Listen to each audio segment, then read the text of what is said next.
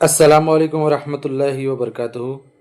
Friends, जैसा कि आपने थंबनेल में देखा कि समांतर आरक्षण क्या होता है, इस पर आज हमने ये आप लोगों के लिए वीडियो लेकर आए हैं, क्योंकि हमको बहुत ज़्यादा जो है क्वेश्चंस और बहुत ज़्यादा मैसेजेस, बहुत ज़्यादा कॉल आ रहे हैं कि सर समांतर आरक्षण क्या चीज़ है। इसके बारे में हमको प्लीज़ पूरी तफसील के साथ बताइए। तो फ्रेंड्स, हम ये वीडियो बना रहे हैं जिसके अंदर हमने ये टॉपिक है जिसके टॉपिक है जिसमें ये 8 टॉपिक है, हम इसको कवर करेंगे। सबसे पहले तो महिला आरक्षण, दिव्यांग, पीडब्ल्यूडी, अनाथ, उसके बाद में खिलाड़ू आरक्षण क्या होता है, भूकंपग्रस्त, प्रकल्पग्रस्त, माजी सैनिक और अंशकालीन कर्मचारी। तो ये टॉपिक हम कवर करने वाले हैं फ्रेंड्स। अगर आप हमारे वीडियो पे नए हैं तो प्लीज़ चैनल को सब्सक्राइब कर लीजिए। सो फ्रेंड्स, जैसा कि यहाँ पर आप देख सकते हैं कि एक जीआर है, राज्यात शासन सरळ सेवा पद भरतीमध्ये समांतर आरक्षणाची काटेकोर अंमलबजावणी करनेबाबत। तो ये जीआर आप यहाँ पर देख सकते हैं। तो इसके अंदर हम समझेंगे कि सबसे पहले तो समांतर आरक्षण क्या है।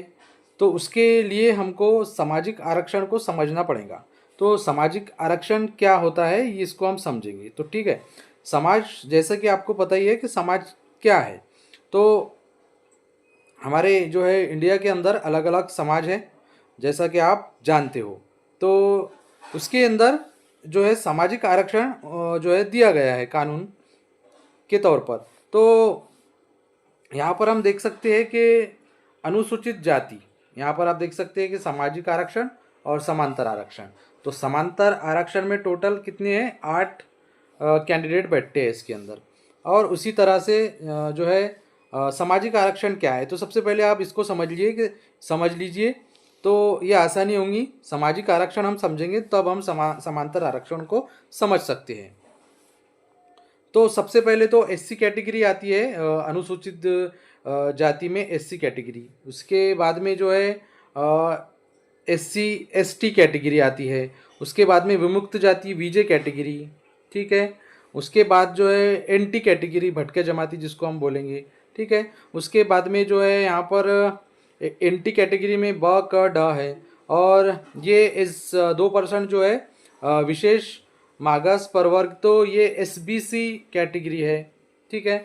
उसी के साथ साथ यहाँ पर हम देख सकते हैं ये जो है 19% में ये यहाँ पर ओबीसी कैटेगरी है, ठीक है। अभी यहाँ पर कोई स्पेशल समाज के बारे में नहीं है बोल रहे हैं हम, अभी हर समाज में ये चीज़ें, ये कास्ट आरक्षण वाला होता है। और ये जो है आर्थिक, ये जो है ईडब्ल्यूएस है, ठीक है। और यहाँ पर आप देखेंगे खुला खुला प्रवर्ग कितना है, जो है 38%। तो टोटली इस तरीके से डिवाइड किया गया है कि एससी कैटेगरी को, अनुसूचित जो जाति है उसको 13% आरक्षण, एसटी कैटेगरी को 7% आरक्षण, और विमुक्त जाति यानी कि वीजे को 3%, एनटी को 2.5%। इसमें जो एनटी में का डा है इसको 3.5%, 2%, और एसबीसी को 2%। इस तरीके से ये जो है जगह आती है। और सबसे ज़्यादा जो है आरक्षण वो है ओबीसी को, क्योंकि इसके अंदर बहुत ज़्यादा समाज है। जैसे कि ओबीसी के अंदर आपको पता होगा कि ओबीसी के अंदर कौन कौन आता है, ठीक है।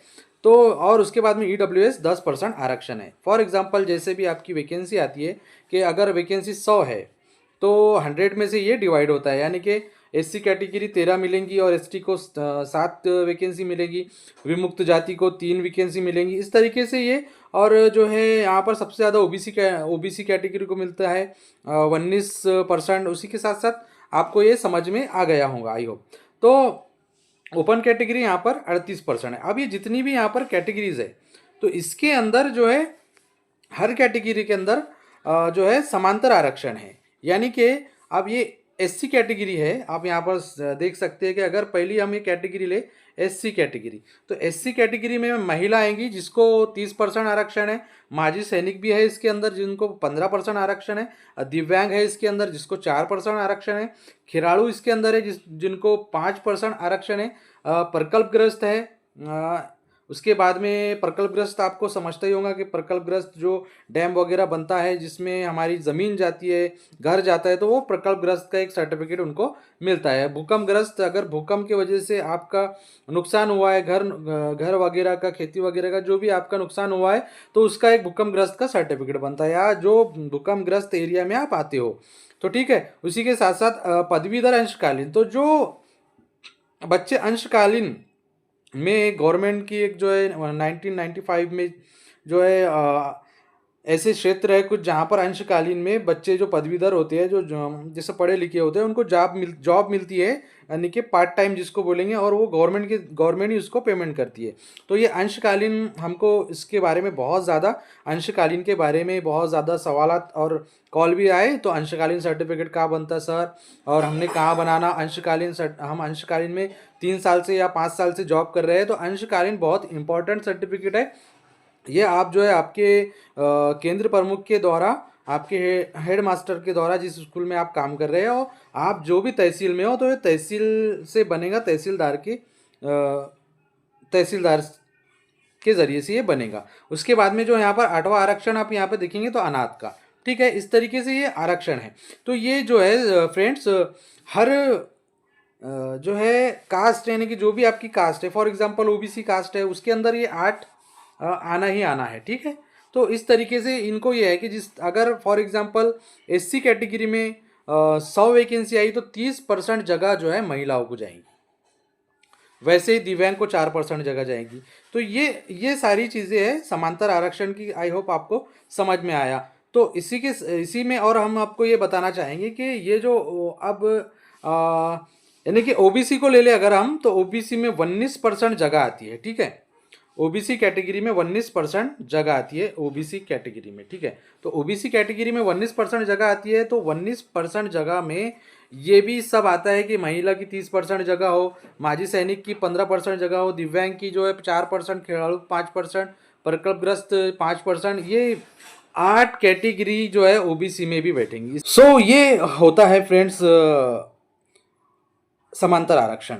आई होप आपको समझ में आया हो। तो देखो यहाँ पर अब ओपन की जो जगह होती है, अब यहाँ पर ये सारी डिवाइड हो गई है, समांतर आरक्षण 72%, अब बचा 28%, तो 28% में जो है ओपन कैटेगरी आएगा, ठीक है।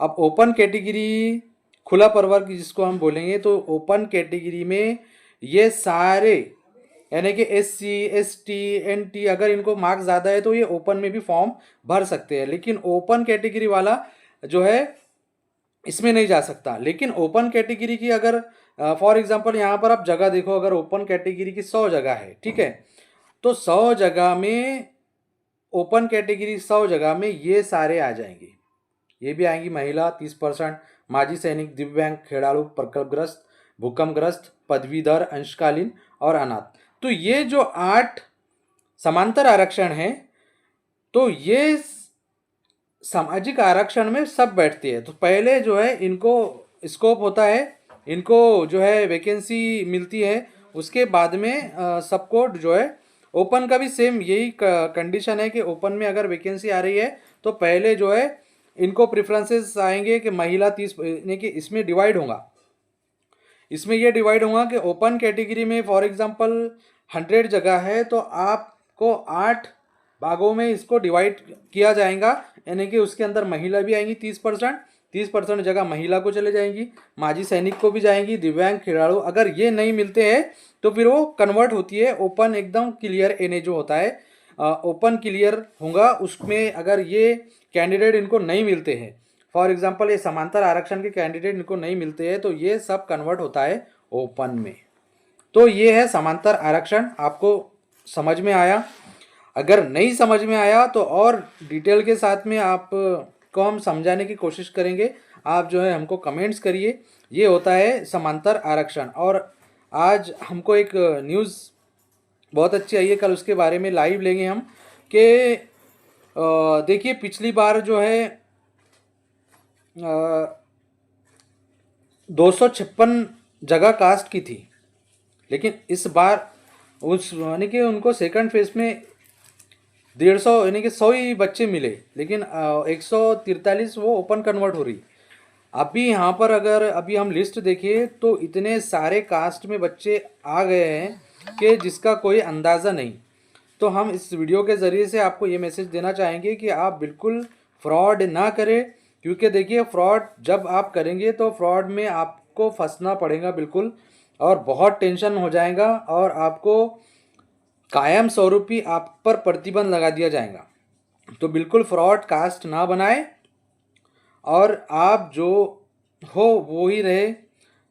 सामाजिक आरक्षण आपके पास है तो आप अप्लाई करें, वरना आप फ्रॉड कास्ट बनाकर अप्लाई ना करें। हमको बहुत ज़्यादा ये बात मालूम पड़ी है कि फ्रॉड में प्रकल्पग्रस्त के जो है सर्टिफिकेट बनाए बच्चों ने, भूकंपग्रस्त के जो है भूकंपग्रस्त के सर्टिफिकेट बनाए, अनाथ के सर्टिफिकेट बनाए, और ये जो है मामला बहुत गंभीर है फ्रेंड्स। तो बिल्कुल आप ऐसा ना करें।